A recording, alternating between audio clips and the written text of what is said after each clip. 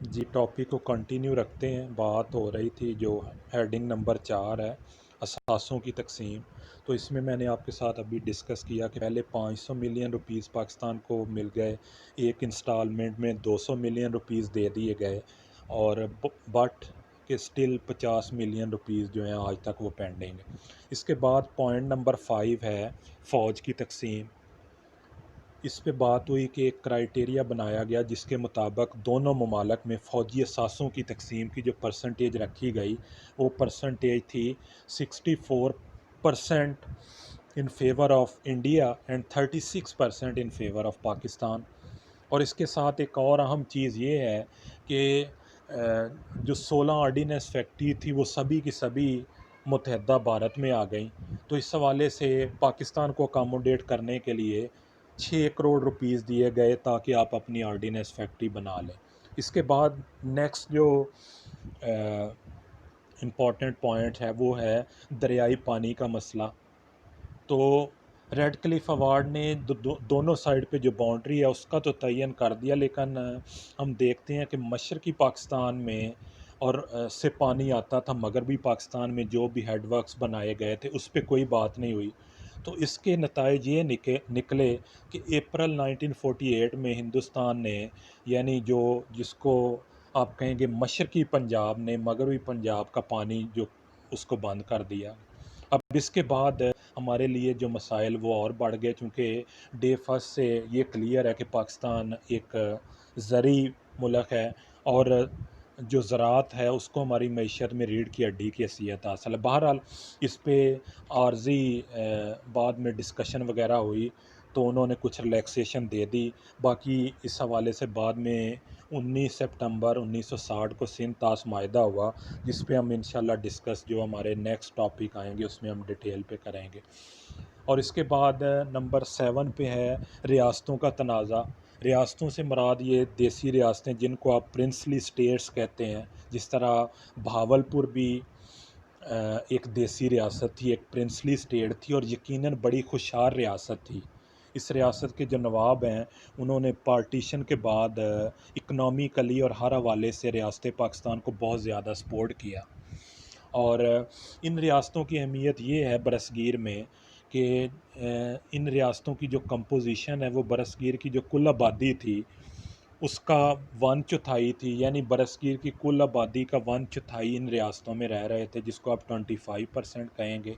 और जो बरसगीर का टोटल एरिया था उसका 1/3, जिसको हम 33.33% कहेंगे, वो एरिया जो था वो इन रियासतों पे मुश्तमिल था। तो इन रियासतों में ख़ास तौर पे जो हैं उनका मैं ज़िक्र करूँगा। सबसे पहले रियासत हैदराबाद दक्कन, जिसको निज़ाम फैमिली जो है वो कई सौ सालों से कंटिन्यू कर रही थी। उनकी एडमिनिस्ट्रेशन गवर्नेंस बहुत बेहतर थी।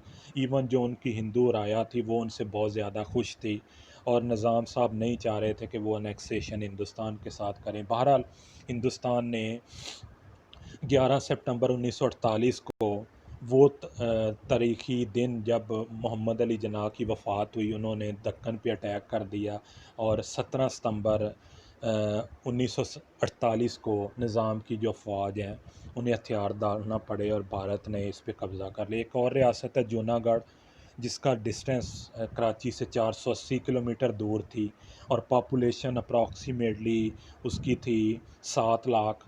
वो भी उनके साथ इल्हाक नहीं करना चाह रहे थे, माउंट बैटन ने भी उनको फ़ोर्स किया। बहरहाल वहाँ पे भी हिंदुस्तान ने कब्ज़ा कर लिया और नवाब साहब ने अक़वाम मुत्तहिदा की सलामती कौंसल में अपनी जो है करारदाद वो जमा करवाई, लेकिन आज तक उस पर कोई डिसीजन नहीं हुआ। एक और रियासत है जो पाकिस्तान और हिंदुस्तान के 1947 से आज तक ताल्लुकात को तयन कर रही है, वो रियासत जम्मू एंड कश्मीर है। रियासत जम्मू एंड कश्मीर की जो टोटल आबादी थी उसमें से तकरीबन 78% जो पॉपुलेशन थी वो मुसलमान थे। और लेकिन जो हुक्मरान थे he was a Hindu bye religion, लेकिन वो भी गांधी जी और नेहरू साहब के कहने के बावजूद हिंदुस्तान के साथ अनेक्स नहीं करना चाह रहे थे, तो हिंदुस्तान ने वहाँ भी अटैक कर लिया, जिसका ज़िक्र मैंने पहले किया। पठानकोट चूँकि एक روڈ کمیونیکیشن تھا between India and state Jammu and Kashmir. تو وہ وہاں سے انہوں نے ریاست جموں اینڈ کشمیر پہ حملہ کر دیا. اس کے بعد لڑائی ہوئی تو ہمارے قبائلی لوگ جو انہوں نے بھی جد و جہد جاری رکھی. اس جد و جہد کے بعد ایک حصہ جس کو آزاد کشمیر کہتے ہیں وہ پاکستان کے حصے میں آ گیا, اور ہندوستان اقوام متحدہ کی قرارداد سلامتی کونسل میں قراردادیں لے گیا, جس کا ڈیسیجن بھی آیا کہ اس پہ ہم ریفرینڈم وغیرہ کروائیں گے, جو آج تک نہیں ہو سکا. بہرحال لیکن 1948 اور 65 میں دونوں ممالک پاکستان اور ہندوستان کے درمیان جنگیں ہو چکی ہیں اس ایشو پہ, اور آج بھی دونوں کے درمیان جب بھی تعلقات کا تعین آتا ہے تو اس میں سب سے جو important complex and core issue ہے اس کو کہیں گے ایشو آف کشمیر. تو یہ ہم نے مختصراً ڈسکس کیا کہ ریاست پاکستان کے بننے کے بعد ابتدائی جو ماہ ہیں ان میں ریاست کی ایڈمنسٹریشن کو فنکشننگ کرنے کے لیے جو جو مسائل تھے وہ یہ تھے. اسی طرح ہم کوشش کریں گے سیکوینس کے ساتھ جو ہمارے اگلے لیکچرز ہیں ان کو بھی ریکارڈ کیا جائے تاکہ اسٹوڈنٹس کو کچھ نہ کچھ اس کا فائدہ ہو. اور باقی یہ میں آپ کو کہنا چاہوں گا کہ ہمارا جو واٹس ایپ گروپ ہے اس پہ آپ کے جو بھی اس لیکچرز کے حوالے سے ریلیونٹ کویسچن ہے آپ وہاں ریز کر سکتے ہیں, اور میں کوشش کروں گا کہ جو نیکسٹ ہمارے لیکچرز وغیرہ ہوں گے ریکارڈنگ میں اس میں ہم اس پہ بھی بات کر سکیں. والسلام.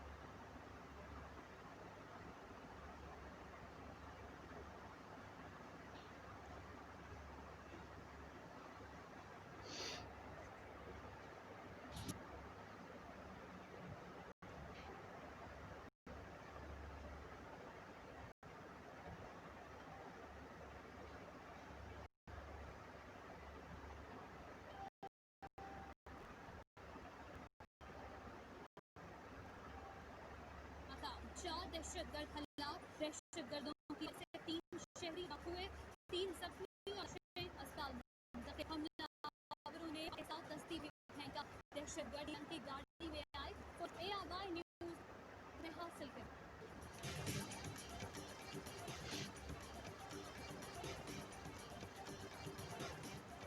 دہشت گردوں نے جیسے ہی اسٹاک چینج کی عمارت میں گھسنے کی کوشش کی تو سیکورٹی پر مامور